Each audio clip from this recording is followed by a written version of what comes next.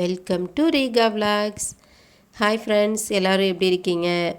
இன்றைக்கி வந்து நார்மலான என்னோடய ஃபுல் டே ரொட்டீனு இந்த வீடியோவில் வந்து என்னோடய க்ளீனிங் ஒர்க்கு, என்னோடய குக்கிங், சின்ன சின்ன வேலைகள் எல்லாமே நான் இன்க்ளூட் பண்ணியிருக்கேன். வீடியோவை ஸ்கிப் பண்ணாமல் பாருங்கள். இதான் என்னோடய சேனலை நீங்கள் ஃபஸ்ட் டைம் பார்க்குறீங்கன்னா மறக்காமல் சப்ஸ்கிரைப் பண்ணி சப்போர்ட் பண்ணுங்கள். ராம் வந்து எப்போதும் போல் 9 o'clock ஷிஃப்ட்டுக்கு கிளம்பிட்டாங்க. அதுக்கப்புறம் பாப்பா வந்து 9:30க்கு தான் முழித்தாங்க. முழித்ததோடு அவங்களுக்கு கொஞ்சம் நேரம் வச்சுருந்துட்டு அதுக்கப்புறம் மார்னிங் கேர்லாம் முடிச்சுட்டு டிஃபனாக வந்து இன்றைக்கி இட்லியும் நிலக்கடலை சட்னி தான் செஞ்சுருந்தேன். பாப்பாவுக்கும் அதே தான் கொடுத்தேன்.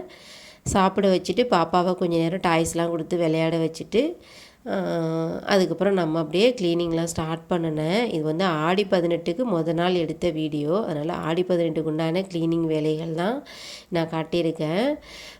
என்னோடய bed cover, bed spread, pillow cover, sofa cover எல்லாமே எடுத்து மிஷின் போடலாம் அப்படின்னு சொல்லி எடுத்து போட்டேன். மிஷின் வந்து பார்த்திங்கன்னா 2 மாதத்துக்கு அப்புறம் சர்வீஸ் முடிஞ்சு நேற்று தான் வந்துச்சு. இந்த வீடியோ வந்து சனிக்கிழமை எடுத்த வீடியோ. வெள்ளிக்கிழமை தான் மிஷின் வந்துச்சு.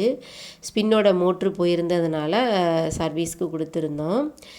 இந்த மிஷின் வந்து என்னோடய மேரேஜுக்கு என்னோடய அக்கா வந்து எனக்கு வாங்கி கொடுத்தாங்க. 8 வருஷம் ஆச்சு. நான் கரெக்டாக மெயின்டைன் பண்ணதுனால இவ்வளோ நாள் வந்திருக்கு. மிஷின் நல்லா மெயின்டைன் பண்ணியிருக்கீங்க அப்படின்னு சொல்லி சர்வீஸ்க்கு கொடுத்த இடத்துலையே சொன்னாங்க.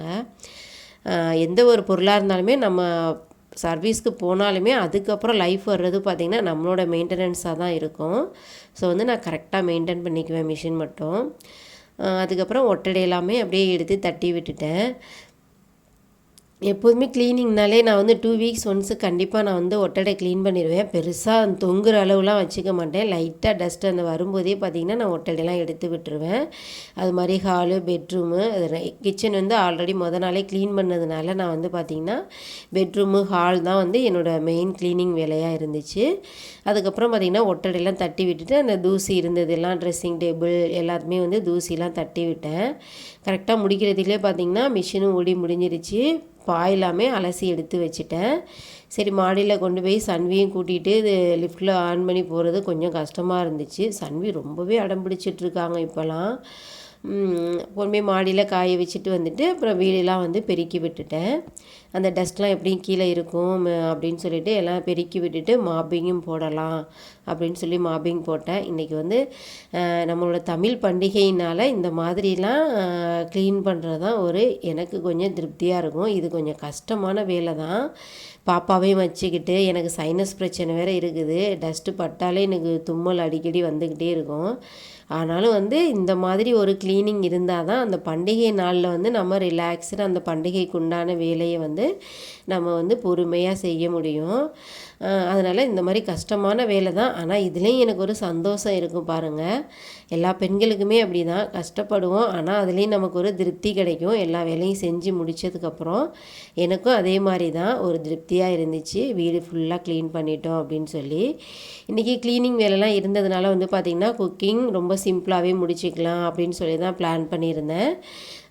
கொஞ்சமாக தான் ரைஸ் வந்து ஒரு நேரம் மட்டும் வச்சுக்கலாம் அப்படின்னு சொல்லிட்டு வெஜ்ஜு புலாவ் செய்யலாம் அப்படின்னு சொல்லி பிளான் பண்ணியிருந்தேன். ஒயிட் புலாவு. இதுக்கு வந்து கேரட், பீன்ஸ் என்கிட்ட கொஞ்சம் தான் இருந்துச்சு. வீக் எண்டுங்கிறதுனால சரி இருக்கிறத வச்சு சமாளிச்சிடலாம் அப்படின்னு சொல்லிட்டு சின்னதாக குக்கர் வச்சு எண்ணெய் விற்று பட்டை, கிராம்பு, ஏலக்காய்லாம் சேர்த்துக்கிட்டேன். பொரிஞ்சதுக்கப்புறம் 2 பெரிய வெங்காயம் நைஸாக கட் பண்ணி சேர்த்துக்கிட்டேன். அது கூட 2 பச்சை மிளகாவும் சேர்த்துக்கிட்டேன்.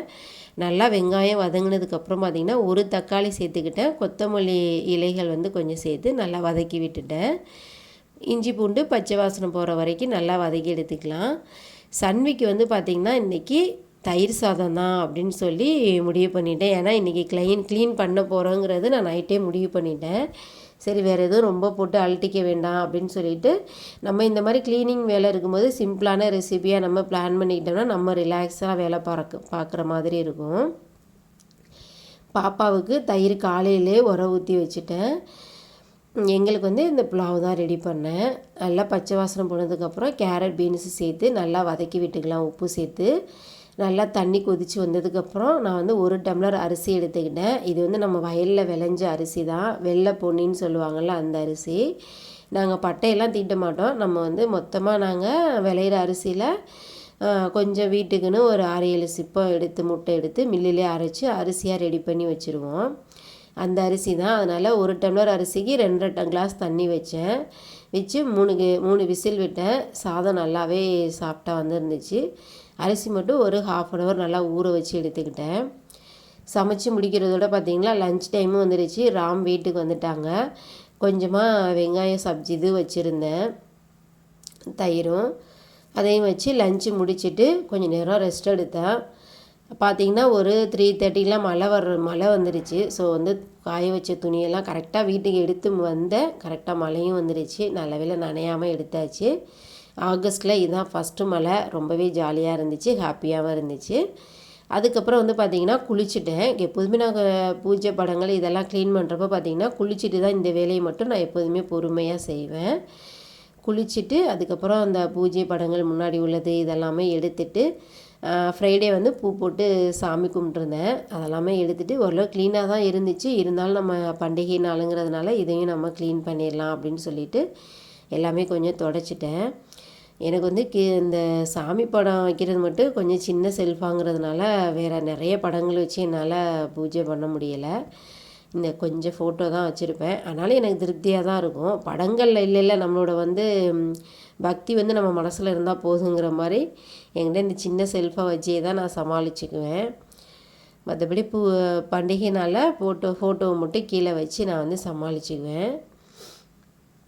கீழே வச்சு இது பண்ணாலுமே சன்வி குட்டி பொண்ணுங்கிறதுனால எல்லாமே இதெல்லாம் எடுத்து அங்கங்கே போட்டுருவாங்க. அதனால் இப்போதைக்கு இந்த செல்ஃபை வச்சு சமாளிக்கலாம் அப்படின்னு சொல்லிட்டு இதில் தான் வச்சுருக்கேன். எல்லா ஃபோட்டோக்கள் எல்லாமே துடைச்சிட்டேன். சாய்பாபா சிலையுமே கழுவிட்டு எடுத்து வச்சுட்டு அதெல்லாமே போட்டு எடுத்து வச்சுட்டேன். பூஜை சாமானும் அப்படியே வந்து கழுவுறதுக்காக எடுத்துகிட்டு வந்துட்டேன். சன்வி வந்து கொஞ்சம் நேரம் தூங்கினாங்க. அந்த கேப்பில் இந்த வேலையெல்லாம் முடிச்சிட்டேன். அப்படியே பூஜை படங்கள்லாம் விளக்கலாம் அப்படின்னு சொல்லிட்டு எடுத்துகிட்டு வந்துட்டு நான் வந்து விளக்குறப்ப எப்போதுமே நார்மலாக புளி வச்சு தான் விளக்குவேன். கொஞ்சம் பாத்திரம் ரொம்ப அழுக்க ஒரு மாதிரி ஆயிடுச்சு, கொஞ்சம் டிம்மாக இருக்க மாதிரி இருக்குது பித்தளைலாம் அப்படின்னு நினைக்கிறப்ப சோடா இருக்கும் பார்த்திங்கன்னா, ஆப்ப சோடா நம்ம வீட்டில் வச்சுருப்போம். அது கூட வந்து கொஞ்சம் புளியை சேர்த்து பித்தளை பாத்திரம்லாம் விளக்குவேன். கொஞ்சம் பளிச்சுன்னு இருக்க மாதிரி இருக்கும். நான் இதுக்குன்னு பெருசாக பிதாம்பரி வேறு எந்த பவுட்ரு இது மாதிரி நான் எதுவும் வாங்கினதில்லை.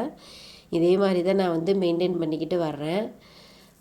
நீங்கள் அதுக்கப்புறம் பார்த்திங்கன்னா லெமன் கூட ஒரு சில டைம் சேர்த்துக்குவேன். லெமனுமே கொஞ்சம் சேர்த்தோம்னா வந்து கொஞ்சம் பளிச்சுன்னு இருக்க மாதிரி இருக்கும். இந்த ஆப்ப சோடா கூட சேர்த்து இன்றைக்கி வந்து புளி சேர்த்து தான் கழுவுனேன். பாருங்கள் இந்தளவு பளிச்சுன்னு இருக்குது. எப்படி இருக்குதுன்னு சொல்லி கமெண்ட் பண்ணுங்கள். பூஜை படங்கள்லாம் அப்படியே க்ளீன் பண்ணி முடிச்சிட்டேன். ஆடி 18 க்ளீனிங் வேலை அப்படியே முடிஞ்சிருச்சு. ஈவினிங் பார்த்திங்கன்னா ஒரு பக்கத்து வீட்டில் ஒரு பாப்பாவுக்கு பர்த்டே செலிப்ரேஷன் சொல்லியிருந்தாங்க. அங்கே சன்வி தான் இப்படி தான் ரெடி பண்ணி விட்ருக்கேன். சன்வியோட அவுட்ஃபிட் எப்படி இருக்குன்னு சொல்லி பார்த்துட்டு மறக்காமல் கமெண்ட்டில் சொல்லுங்கள். சன்விக்கு பர்த்டே செலிப்ரேஷனாலே எங்கே போனாலுமே ஜாலியாகிடுவாங்க. அதனால் அன்றைக்கி அவங்க ரொம்பவே குஷியாகிட்டாங்க. ஈவினிங் வந்து கிளம்பி அங்கே போயிட்டு வரும் 6:30 போல். அந்த பாப்பாவுக்கு சின்னதாக ஒரு ட்ரெஸ் எடுத்து கிஃப்ட் பண்ணிவிட்டு பர்த்டே பார்ட்டியும் சிம்பிளாக இருந்துச்சு. அப்படியே முடிச்சுட்டு வீட்டுக்கு வந்தாச்சு. இந்த வீடியோ உங்களுக்கு பிடிச்சிருந்ததுன்னா இந்த விளாக்கு கொஞ்சம் என்டர்டெயின்மெண்ட்டாக இருந்தது, யூஸ்ஃபுல்லாக இருந்தது அப்படின்னு நினச்சிங்கன்னா மறக்காமல் கமெண்ட் பண்ணுங்கள். சேனலை சப்ஸ்கிரைப் பண்ணுங்கள். தேங்க்யூ.